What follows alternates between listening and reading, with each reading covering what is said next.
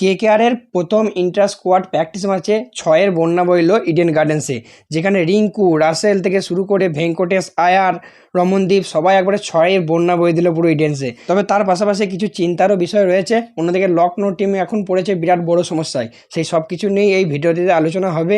তো ভিডিওটি অবশ্যই তোমরা শেষ পর্যন্ত দেখবে। তবে ভিডিও শুরু করার আগে সবার কাছে একটাই রিকোয়েস্ট, আমার চ্যানেলে 1K সাবস্ক্রাইবার হতে, অর্থাৎ 1000 সাবস্ক্রাইবার হতে আর মাত্র 30টা সাবস্ক্রাইবার লাগবে। তো সবাইকে রিকোয়েস্ট করছি, আমার ভিডিও যারা দেখো বা এই ভিডিওটা যারা দেখছো তাদের মধ্যে যদি 30 জন থেকে থাকো তাহলে অবশ্যই সেই 30 জন সাবস্ক্রাইব করে নিও। মানে বুঝতেই পারছো প্রথম 1000 সাবস্ক্রাইবারের ফিলিংসটা কিরকম হতে পারে। তো সবাইকে রিকোয়েস্ট করছি, আশা করছি এই ভিডিও পর জন্য আমার চ্যানেলে 1K সাবস্ক্রাইবার হয়ে যাবে। তো চলো দেরি না করে ভিডিওটি শুরু করা যাক। তো প্রথমেই কথা বলবো কেকেআরের ইন্টার স্কোয়াড প্র্যাকটিস ম্যাচ নিয়ে। গতকাল রাত্রিতে অর্থাৎ সন্ধ্যে 6:30 থেকে কেকেআরের ইন্টার স্কোয়াড প্র্যাকটিস ম্যাচ ছিল ইডেন গার্ডেন্সে, যেখানে 6-এর বন্যা বয়ে এলো। যেখানে দুটো টিম এবারে ভাগ করা হয়েছিল, একটা হচ্ছে টিম গোল্ড আর একটা ছিল টিম পার্পেল। তো টিম গোল্ডে ছিল ভেঙ্কটেশ আয়ার, যে ক্যাপ্টেন ছিল।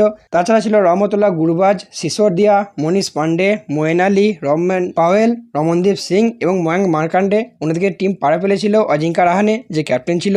তাছাড়াও ডিকক, আঙ্গারাকিস রঘুবংশী, রিঙ্কু সিং, আন্ড্রে রাসেল, রমনদীপ, অর্থাৎ রমনদীপ দুটো টিমের হয়েই খেলছিল, অনুকূল রয় এবং বৈভব অরোরা। তো প্রথম টিম গোল্ড ব্যাট করে, যেখানে ব্যাট করতে নেমে 215 রান করে 4 উইকেটের বিনিময়ে। 215 রান, যার মধ্যে সবথেকে বেশি হাইয়েস্ট রান ছিল ভেঙ্কটেশ আয়ারের। 26 বলে 61 রানে একটা দুর্ধর্ষ ইনিংস, প্রায় বোধহয় 8 থেকে 10টার মতো এরকম কিছু একটা 6 মেরেছে। তাছাড়া সিসোদিয়া, এই একটা নতুন ট্যালেন্ট, এবারে নজর থাকবে এর ওপর। কালকের প্র্যাকটিস ম্যাচে 24 বলে 46 রান করে। এছাড়া রমনদীপ শেষে এসে 13 বলে 27 রান করে, আর বল হাতে মার্কান্ডে 2 উইকেট নেয়। এবং অন্যদিকে যদি টিম পার্পেলের কথা বলি, সেখানে ডিকক, যে 26 বলে 52 রান করে। এছাড়াও রিঙ্কু 33 বলে 77 এবং তার সঙ্গে রাসেল 23 বলে 59। দুজনে প্রায় 100-এর উপর পার্টনারশিপ করে। এবং সবথেকে হাসির ব্যাপার, 15.4 ওভারে, অর্থাৎ 15 ওভার 4 বলে তারা কিন্তু এই 215 রানটা চেসও করে নেয়। কালকের ম্যাচের টপ পারফর্মার ছিল রিঙ্কু, রাসেল, ডিকক এবং ভেঙ্কটেশ আয়ার, যারা সবাই 50+ স্কোর করেছে। আর বলাতে অনুকূল একটা উইকেট নিয়েছে, অরোরা 2টো উইকেট নিয়েছে, এদিকে মার্কান্ডে 2টো গুরুত্বপূর্ণ মিডিলে উইকেট নিয়েছে। তো এরা ছিল প্লাস পয়েন্ট বা টপ পারফর্মার। অন্যদিকে যদি ক্যাপ্টেন রাহানের কথা বলি, কালকে কিন্তু রাহানে রান পেতে ব্যর্থ হয়েছে। এছাড়াও আরেকজনের প্রতি যার নজর ছিল, মানে সবারই নজর ছিল, আঙ্গারকিস রঘুবংশী, যে স্টার্টটা খুব ভালো পেয়েছিল, বাট সে কিন্তু খুব একটা বড় স্কোর করতে পারেনি। তবে যাই হোক, প্রথম প্র্যাকটিস ম্যাচ ছিল, পরবর্তী প্র্যাকটিস ম্যাচে এদের উপর কিন্তু নজর থাকবে। তবে এর পাশাপাশি 9 কিন্তু কালকে প্র্যাকটিস ম্যাচ খেলেনি, যদিও এতে চিন্তা কিছু নেই। তাকে কিন্তু নেটে মানে বোলিং কোচের সঙ্গে প্র্যাকটিস করতে দেখা গেছে, নেট বোলিং করতে দেখা গেছে। অন্যদিকে যদি নকিয়াকে কথা বলি, তো নকিয়া কালকে বল করেছে, বাট এখনও পর্যন্ত তাকে সেই পূর্ণ ছন্দে লাগছে না। অর্থাৎ তার বোলিংয়ের যে স্পিড হয়, ও 140-45-এর উপর স্পিড, সেই স্পিডে তাকে কিন্তু সেরকমভাবে দেখা যায়নি। তো হয়তো যেহেতু ইনজুরি থেকে ফিরছে, সেই জন্য হয়তো আরেকটু টাইম লাগতে পারে তাকে পুরনো ছন্দে ফিরে আসতে।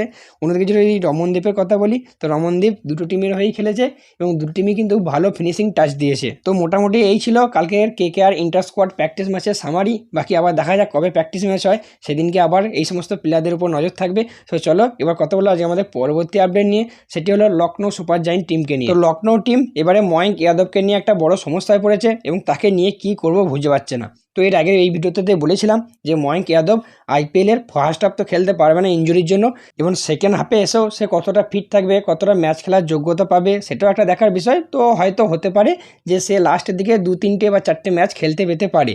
এবার এটাই সমস্যায় পড়ে গেছে লখনৌ টিমের ম্যানেজমেন্ট, কারণ লখনৌ এবারে একটু বোলিং সমস্যায় ভুগছে। লখনৌ এবার সেরকম বোলিং নেই, সবই ইন্ডিয়ান বোলার, একটাই মাত্র বিদেশি বোলার আছে, যদিও এই মুহূর্তে নামটা আমার মনে পড়ছে না। তো যাই হোক, সমস্ত ইন্ডিয়ান বোলার, এবং তার থেকেও বড় কথা এই সমস্ত ইন্ডিয়ান বোলারই কিন্তু আনএক্সপিরিয়েন্সড বা খুব কম এক্সপিরিয়েন্স আছে। যদি এক্সপিরিয়েন্স বোলারের কথা বলা হয় তাহলে দুজন আছে, রবি বিষ্ণুই স্পিনার এবং ফাস্ট বোলার হচ্ছে আবেশ খান। এরাই হচ্ছে সবথেকে বেশি এক্সপিরিয়েন্স, আর বাকি সব ইয়ং বা আনএক্সপিরিয়েন্স বা কম এক্সপিরিয়েন্স প্লেয়ার রয়েছে, মানে বোলাররা রয়েছে। এবং তার থেকে বড় সমস্যা ময়ঙ্ক যাদব তো সমস্যা, মানে চোটের সমস্যায় ভুগছে, তার পাশাপাশি আরও দুজন বোলার, মানে এই সমস্ত কম বোলারদের মধ্যেও আরও দুজন বোলার, মহসিন খান এবং আবেশ খান, এরাও কিন্তু হালকা ইঞ্জুরির সমস্যায় ভুগছে এবং এরাও কিন্তু এখন পুরোপুরি ফিট নয়, এবং সেটাই চাপে ফেলে দিয়েছে এলএসজি ম্যানেজমেন্টকে। তো রিপোর্ট অনুযায়ী শোনা যাচ্ছে এলএসজির যে ফার্স্ট বোলার ময়ঙ্ক যাদব, যাকে গত বছর নয় এবছর তারা 11 কোটি টাকা দিয়ে রিটেন করেছে। তারা চাইছে সেই ময়ঙ্ক যাদব যেন এবার আইপিএল না খেলে, এবং রিপোর্ট অনুযায়ী এটাও শোনা যাচ্ছে যে এলএসজি টিম ম্যানেজমেন্ট এনসিএতে যে সমস্ত ডক্টররা রয়েছে, মানে যেখানে আর কি ময়ঙ্ক যাদব রিকভারি করছে, তাদের কাছে রিকোয়েস্ট করেছে যে তারা যেন ময়ঙ্ককে আনফিট হিসেবে ডিক্লেয়ার করে দেয়। তো এর ফলস্বরূপ কী হবে, এনসিএ যদি তাকে আনফিট হিসেবে ডিক্লেয়ার করে তাহলে এলএসজি টিম একটা নতুন রিপ্লেসমেন্ট পাবে তার পরিবর্তে, যে হয়তো সমস্ত ম্যাচগুলোই খেলবে এবং ভালোভাবে খেলবে। আর আইপিএলের রুল অনুযায়ী কোনো প্লেয়ারকে যদি এনসিএ আনফিট হিসেবে ডিক্লেয়ার করে তবেই একমাত্র তার সাবস্টিটিউট হিসেবে বা তার পরিবর্তে অন্য কোনো রিপ্লেসমেন্ট হিসেবে প্লেয়ারকে নিয়ে আসতে পারবে। বাট যদি পুরোপুরি আনফিট ঘোষণা না করে তাহলে কিন্তু কোনো প্লেয়ারের সাবস্টিটিউট আসবে না। তো সেই জন্যই শোনা যাচ্ছে আর কি গোপন সূত্রে যে এলএসজি ম্যানেজমেন্ট চাইছে বা রিকোয়েস্ট করেছে যাতে তাকে পুরোপুরি আনফিট হিসেবে ঘোষণা করে দেওয়া হয়। যদিও বিসিসিআইয়ের এনসিএ তরফ থেকে এখনও পর্যন্ত কোনো রিপোর্ট আসেনি বা এর কোনো রিপ্লাই আসেনি, বাকি দেখা যাক কী হয়। এই ব্যাপারে কোনো আপডেট থাকলে অবশ্যই তোমাদেরকে জানিয়ে দেবো। তবে ফার্স্ট টাইম হয়তো এরকম হলো যে কোনো টিম ম্যানেজমেন্ট কোনো প্লেয়ারকে মানে প্লেয়ারের ব্যাপারে এরকম একটা রিকোয়েস্ট করলো। তবে এর পাশাপাশি এলএসজি টিম নিয়ে আরেকটা আপডেট রয়েছে, সেটি হলো শার্দুল ঠাকুরকে নিয়ে। তো যেমনটা কি সবাই জানো, শার্দুল ঠাকুর এবার আইপিএল 2025-এর জন্য আনসোল্ড গেছে, মানে কোনো টিম তাকে কোনো ইন্টারেস্টও দেখায়নি, কেনেওনি। বাট রিসেন্টলি কিছু ছবি অনুযায়ী দেখা যাচ্ছে শার্দুল ঠাকুর এলএসজি ক্যাম্পে রয়েছে, অবশ্যই এলএসজি জার্সি গায়ে দিয়ে।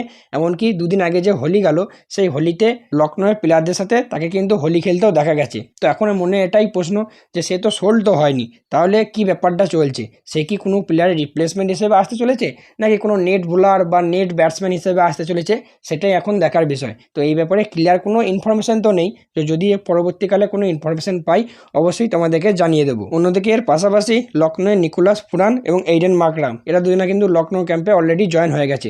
সো আজকের ভিডিওটা এতটাই। ভিডিওটা ভালো লাগলে অবশ্যই একটা লাইক করে দিও, আর কোনো প্রশ্ন থাকলে কমেন্ট বক্সে করতে পারো, সেটাও উত্তর দেওয়ার চেষ্টা করব। আর প্লিজ আগেই যেমন বললাম সাবস্ক্রাইব একটু করে নিও, 1K করে দিও।